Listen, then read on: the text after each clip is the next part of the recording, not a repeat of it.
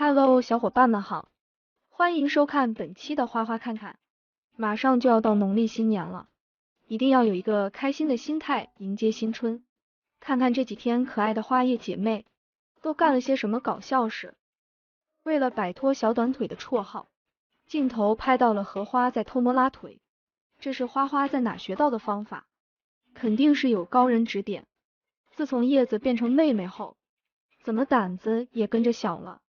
爬滑梯的时候，被自己蹭掉的竹竿吓一跳，马上看下面的姐姐，可不能被她知道自己的糗事。为了缓解尴尬的气氛，小叶子表示先抢个竹子压压惊。现在大家都知道小叶子是妹妹了，花花找叶子贴贴也不避人了，睡意一到，就马上凑到妹妹身边，一定要展示出姐妹的情深意浓。好了，今天的视频就到这了，喜欢的小伙伴可以点个关注，